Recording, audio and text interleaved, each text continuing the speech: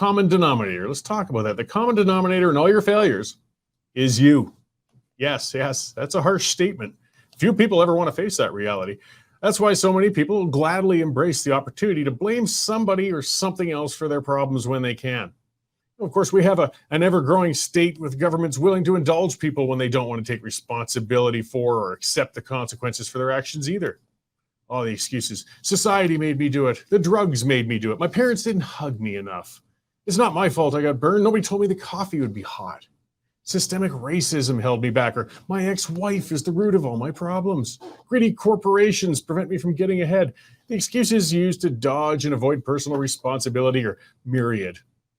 It's certainly more comforting to direct your ire outwards when things may be going poorly for you than to consider that you may have caused all or part of your current problems, especially when you have a world that's increasingly saying nothing's your fault. Now, there's many areas where we need people to start taking personal responsibility, but I want to focus on crime. What got me going this time was a tweet from the Western Standard's Arthur Green. It showed an electric vehicle charging station, and the charging cables had been cut off by thieves. Now, crooks have realized that the copper in those heavy-duty cables is valuable, and thefts are becoming a problem throughout North America. So I searched out and read a few articles. This is a growing problem everywhere.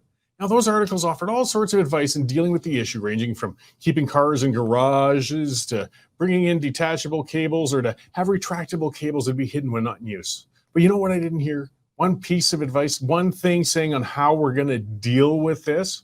None of them said we should crack down on the bloody thieves. None.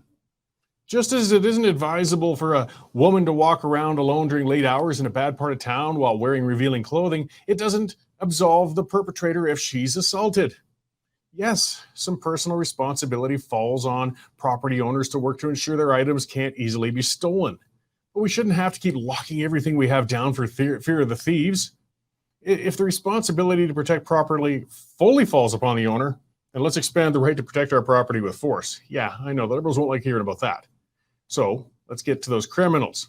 It reminded me of a town hall meeting the RCMP held in my area when we were suffering under a particularly bad rural crime wave.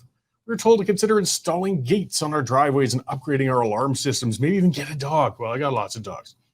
I didn't move to the country to live in a fortress for fear of thieves. They also told us not to defend our property lest we be charged for assaulting a thief.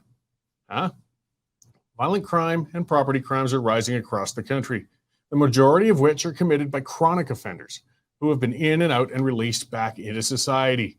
It's past time to put the onus of responsibility on the offenders. I don't care about their background. I don't care what led them to the life of crime. It's unfortunate, but that's not my problem. Their crimes are my problem. And if they've been committing dozens of crimes, it's time to consider warehousing them rather than wasting time and money reforming them. It wouldn't be that costly to give truly long sentences to chronic offenders. We're spending all that money and more having them in and out of the courts and keeping them in remand centers while they steal from and assault innocent victims. There's no simple or quick solutions to the growing disorder and crime issues.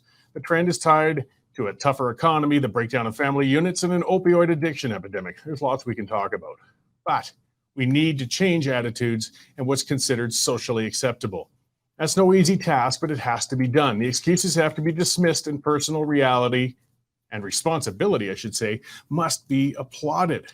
Until that happens, though, crime is only going to continue to get worse.